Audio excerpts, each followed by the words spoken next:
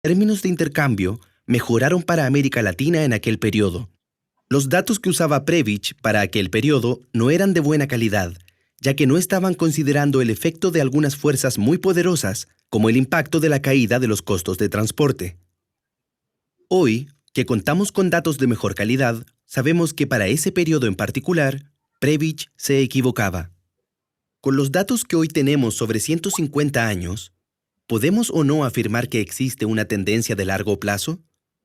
La visión de conjunto valida la idea de una caída de los términos de intercambio. Esta caída se da por derrumbes bruscos, tras los cuales no se recupera el nivel anterior, o por una baja gradual en otros periodos. Esto quiere decir que, con excepciones para algunos periodos concretos, como la primera globalización y finales de la década del 2000, la tesis de Prebisch fue correcta. Sabemos entonces hoy que Prebisch y Singer tenían razón en lo central, pero que es necesario hacer 4 matices. 1. Como vimos, hay periodos concretos en que los términos de intercambio han mejorado, más allá de que en general han caído. 2. No existe un solo tipo de bienes primarios, sino que hay muchos y cada uno se comporta de forma diferente. Para simplificar podemos definir categorías. Los bienes agrícolas de clima templado, los bienes agrícolas de clima tropical y los bienes no reproducibles, metales, petróleo, etc.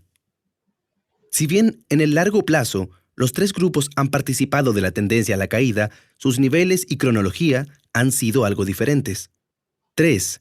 Lo que se debe discutir desde la actualidad es hasta qué punto los bienes primarios son representativos de la estructura de comercio exterior de los países de América Latina. El cuadro en que los países de América Latina exportaban materias primas y recibían bienes industriales debe ser visto de forma más compleja, por el aumento del comercio intraindustrial y una creciente deslocalización industrial. 4. Los países de América Latina son muy diferentes entre sí, en cuanto a tamaño, riqueza, matriz productiva, dotación de factores, inserción en la actual etapa de globalización, etc. Por lo mismo, los efectos de los términos de intercambio han sido muy distintos sobre ellos. El debate sigue estando abierto y cobra especial vigencia cuando el alto precio alcanzado por la mayoría de las materias primas y alimentos a principios del siglo XXI genera una ola de bienestar, al tiempo que un aumento de la dependencia de la exportación primaria en varios países de la región, lo que se conoce como reprimarización.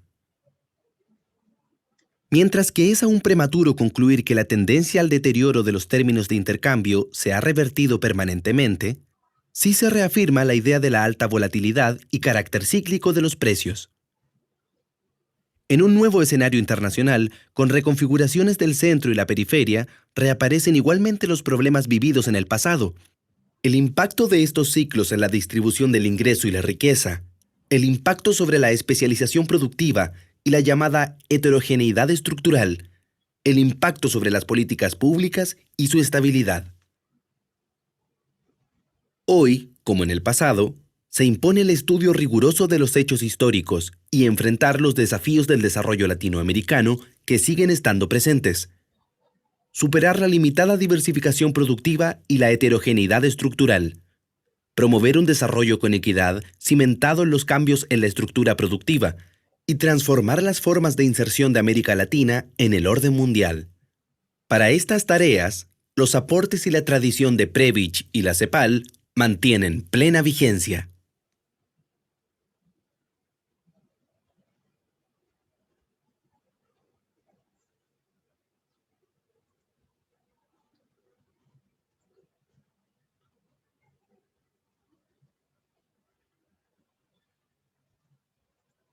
Listo, chicos. A ver, ¿quién me puede platicar qué es lo que postula Prebisch con esta teoría de los términos de intercambio?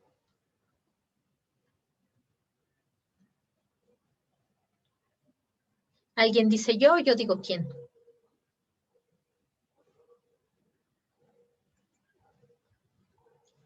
Yo digo quién, a ver, ¿quién tenemos aquí? A ver, Sinaí, platíqueme. ¿Qué es esto de los términos de intercambio? ¿Qué postula? ¿Qué dice Prebisch?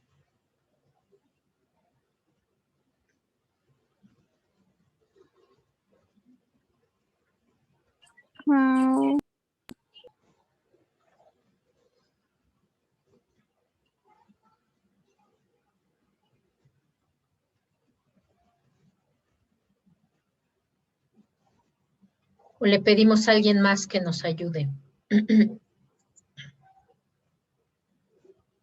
Ok, a ver quién más anda por ahí. Por Melissa. lo que yo entendí, Ok, Giselle, vale.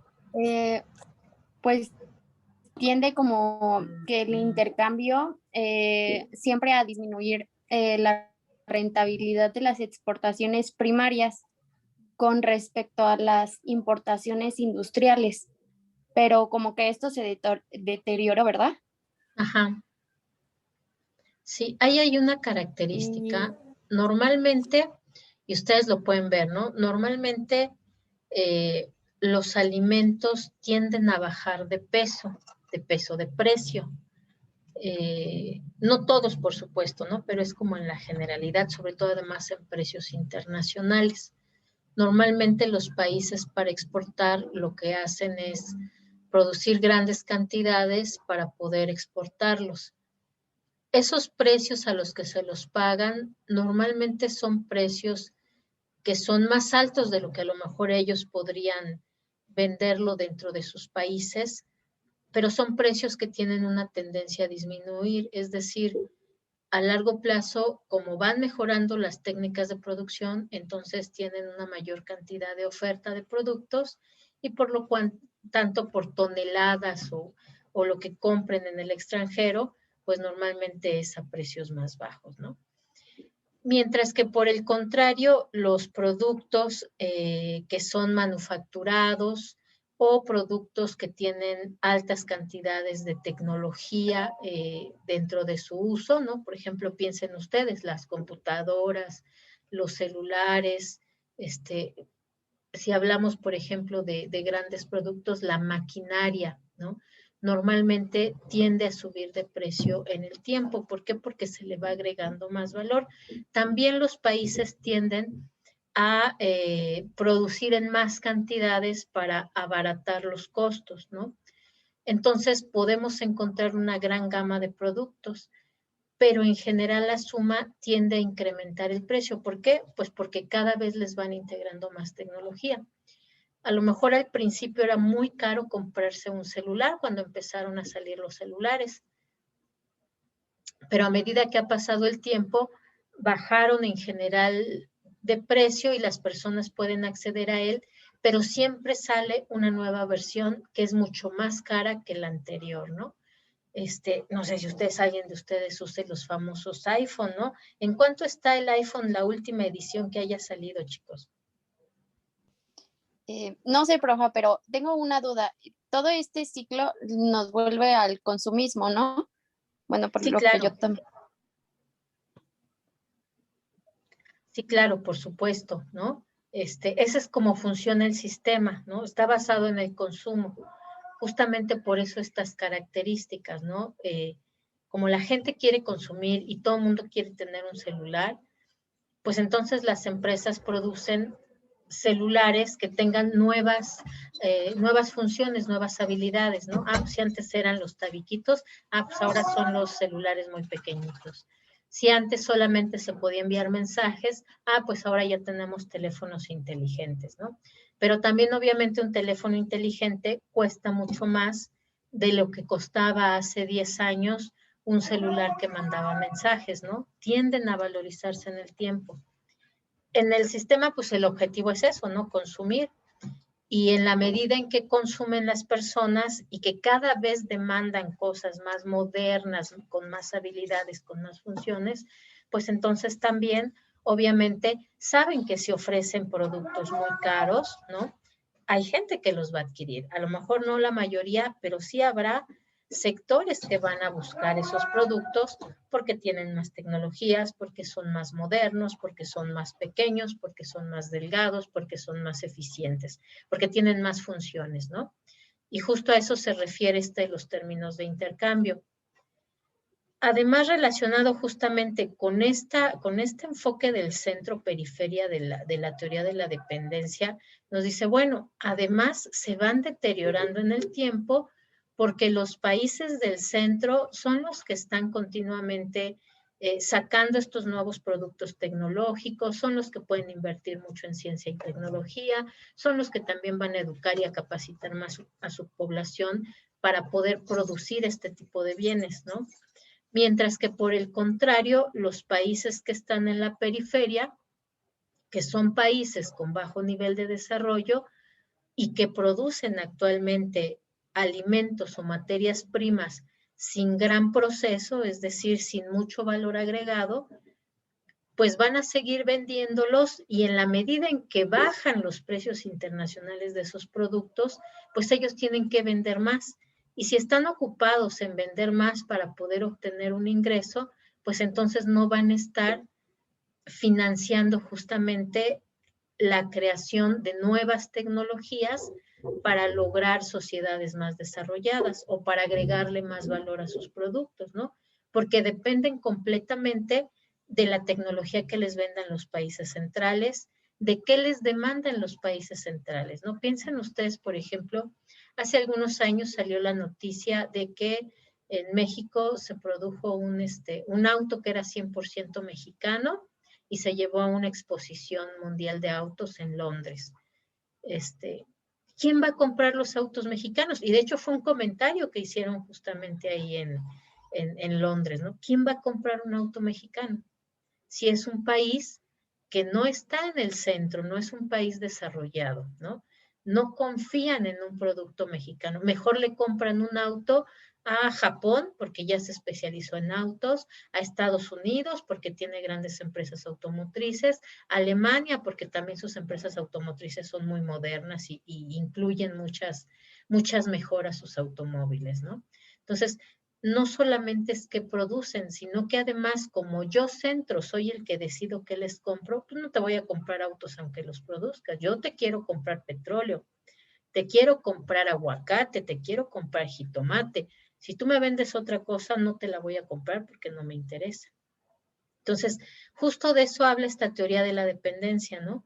Los países que se encuentran en la periferia todo el tiempo van a tener que seguir produciendo lo que el centro les demande. Y eso no les permite a sí mismos, pues justamente alcanzar un nivel de desarrollo alto. ¿Por qué? Porque cada vez tienen que producir más para obtener la misma cantidad de ingresos y porque aunque produzcas algo que incorpore tecnología, uno, la tecnología se la vas a comprar al centro y ellos te lo van a vender a precios más caros cada vez. Y dos, aunque tú lo produzcas, es probable que no tengas un mercado en otros países para que te compren eso que tú produjiste. Entonces vas a terminar por dejar de producirlo porque nadie te lo compra, ¿no?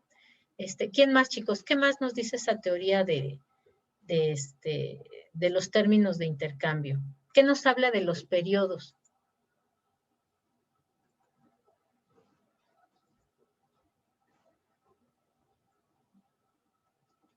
Porque además nos ponen ahí el ejemplo, ¿no? De qué pasa en los periodos. A ver, Libertad, por ahí. Platíquenos. Bueno, lo que yo entendí, maestra, es de que durante todo el siglo XIX y XX, que abarca los años de 1900 al 2000, se dio la CEPAL adoptó el pensamiento de no sé si es economista, y de esa manera pues se fueron dando cuenta de los cambios que eran favorables económicamente para las economías mundiales, ¿no?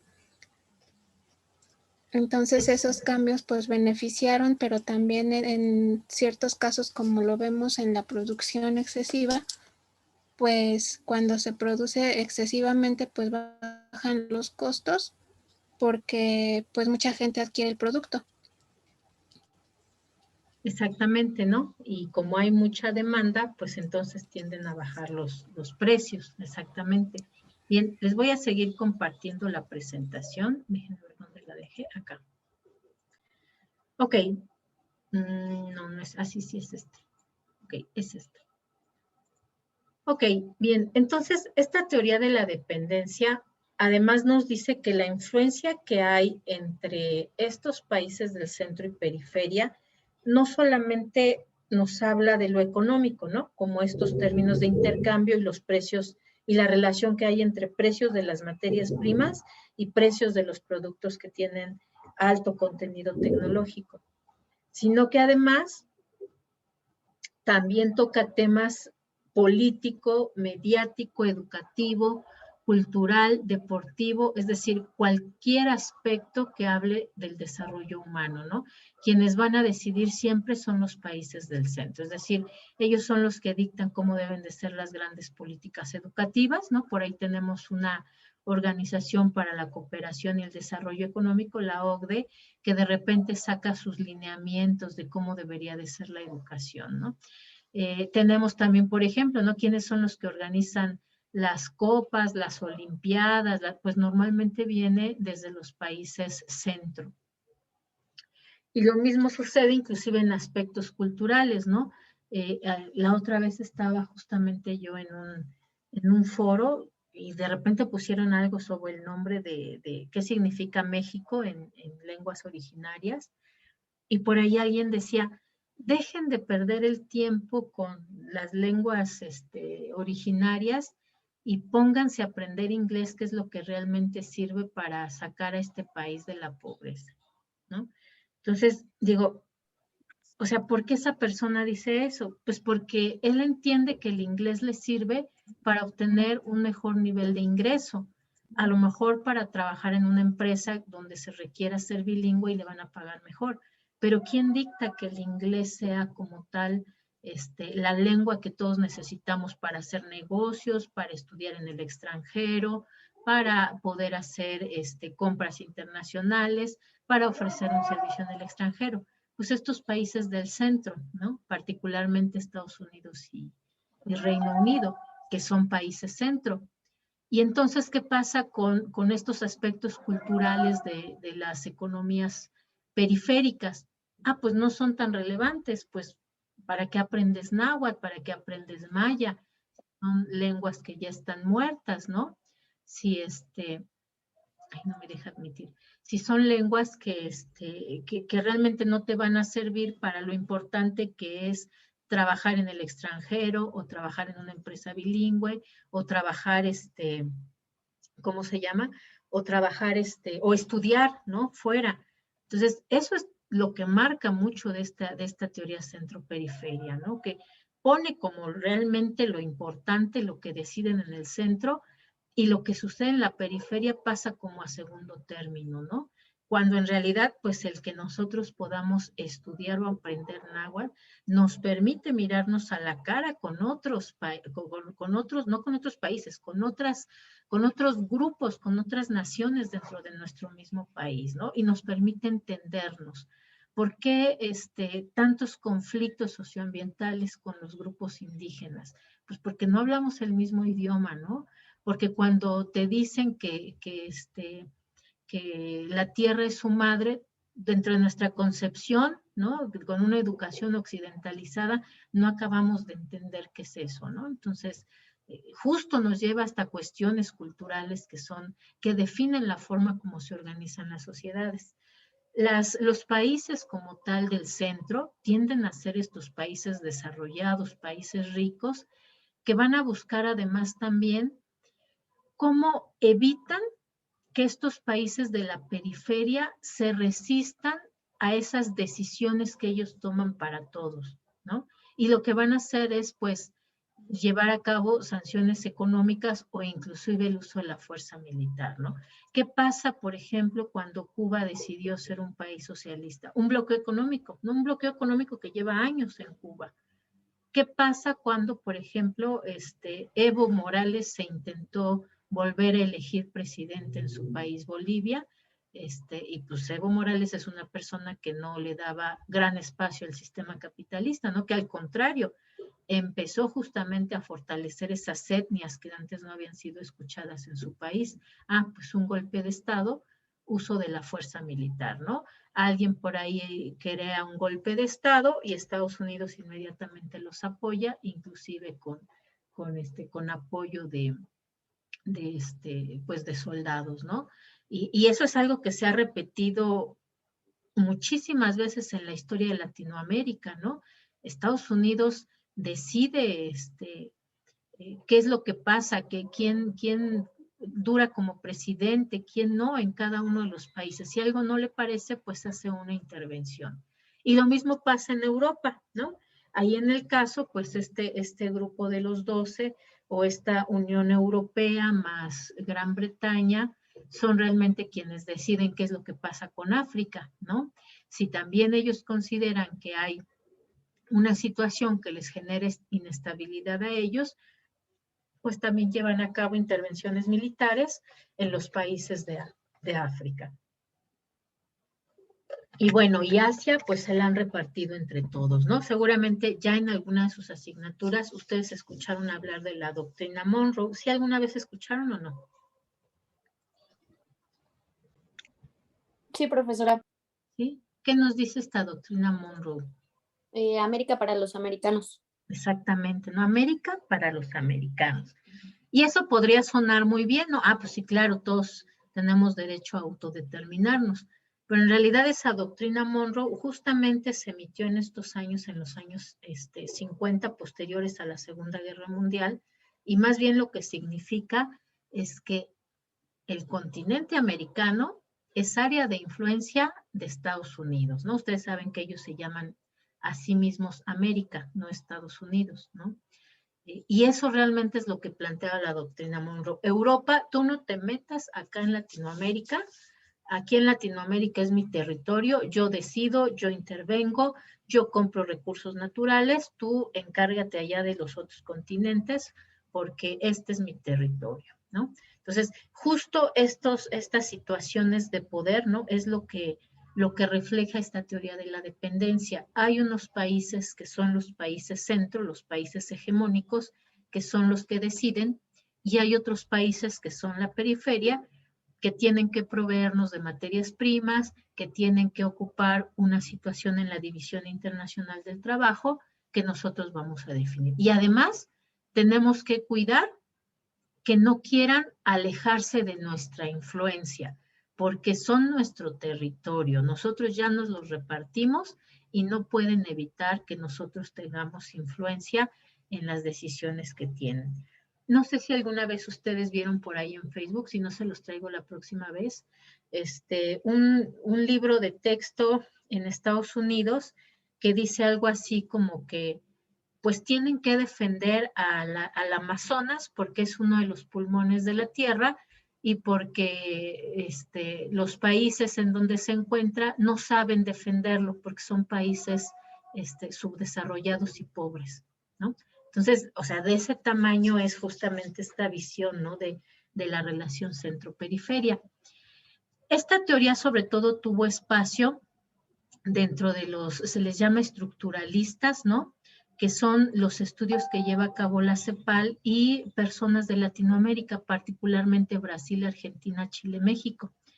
En particular en Brasil, que de ahí es Enrique Cardoso, él plantea que pues la economía en general está organizada o dirigida entre un Estado capital, que además es militar, los extranjeros y la burguesía nacional, ¿no? Ellos son quienes se encargan de decidir. Y la estructura entonces de la industria va a estar dominada por multinacionales, porque ellos son los que van a estar dominando el financiamiento, ¿no? La inversión extranjera que puede recibir un país y el acceso a la tecnología o qué tecnologías llegan a los países.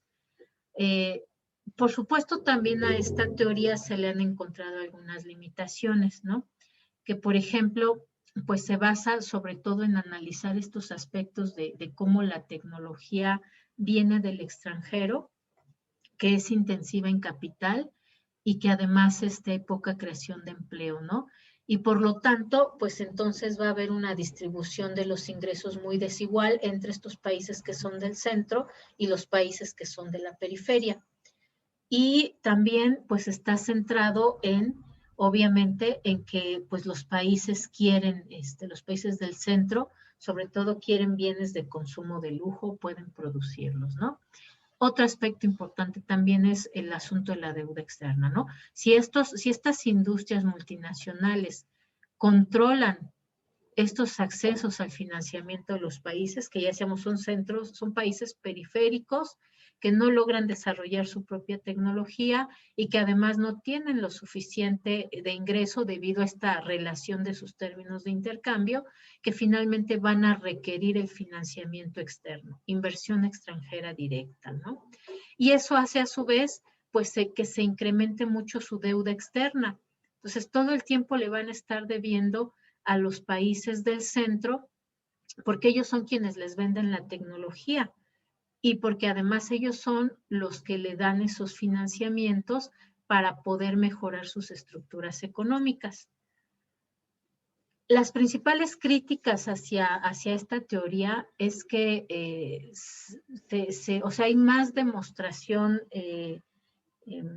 como tal ideológica que realmente estadística, ¿no? Si ven ustedes justo la crítica del video, va que por ahí se equivocó en algo Prebisch o no explica del todo esta teoría de los términos de intercambio y esas relaciones, porque hay un comportamiento diferente en las estadísticas de las exportaciones de los productos que se consideran alimentos y materia prima, ¿no? Que no funcionan igual para todos.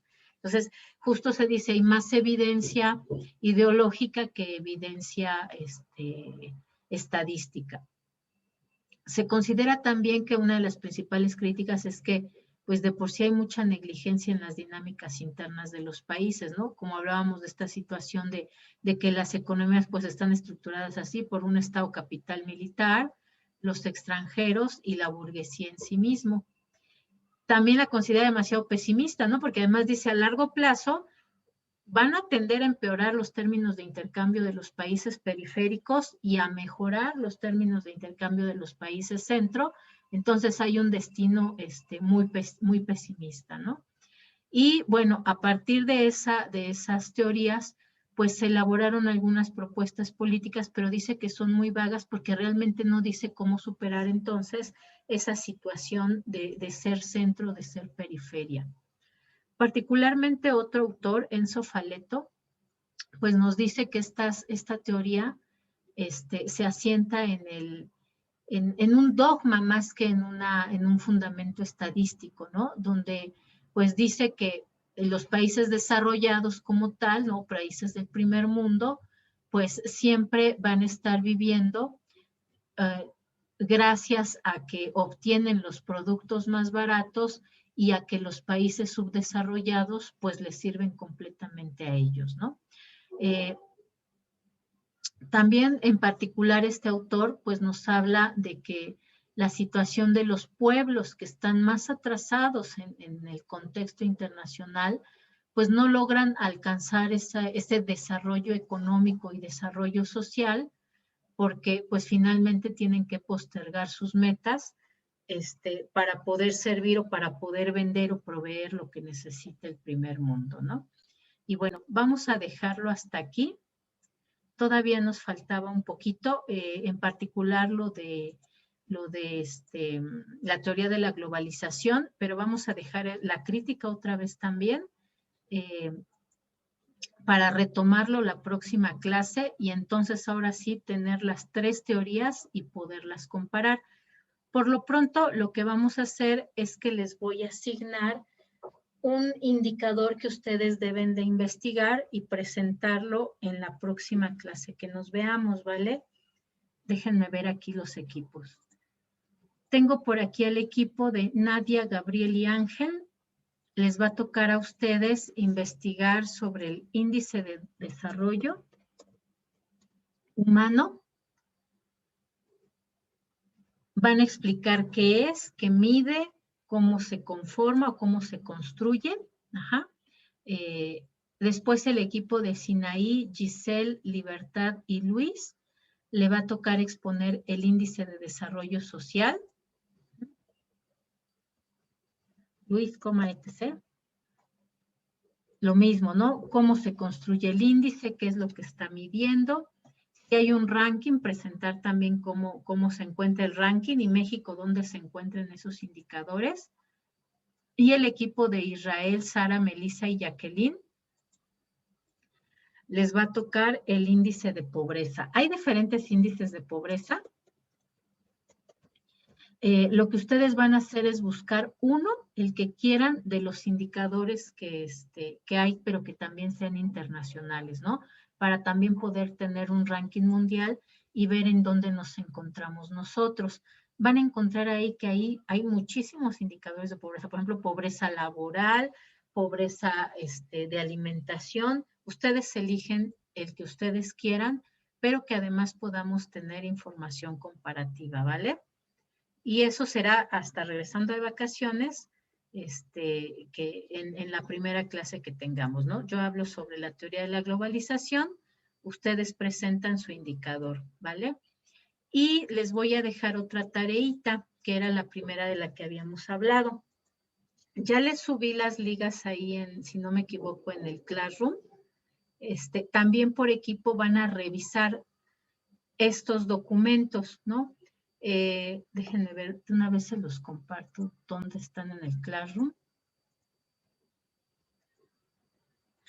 Ay, rapidito porque ya es hora. Les compartí.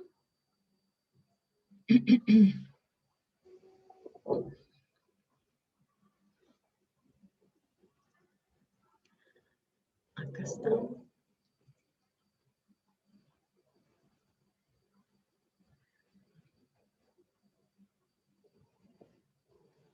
Que dice documentos sobre el medio ambiente. Ah, es que no lo están viendo. Aquí está. Y son, es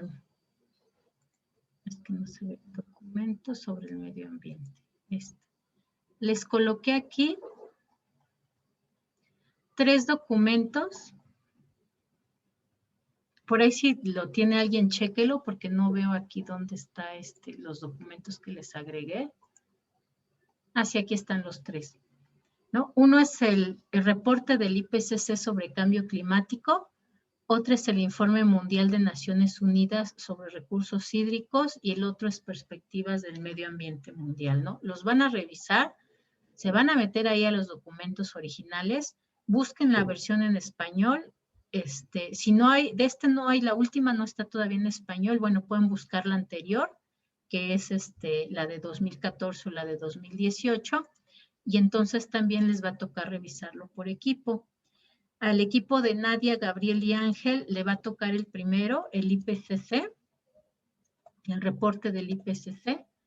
A Sinaí, Giselle, Libertad y Luis, el de Naciones Unidas, el informe mundial de Naciones Unidas sobre recursos hídricos. Y al equipo de Israel, Sara, Melissa y Jacqueline, el de perspectivas del medio ambiente, ¿vale?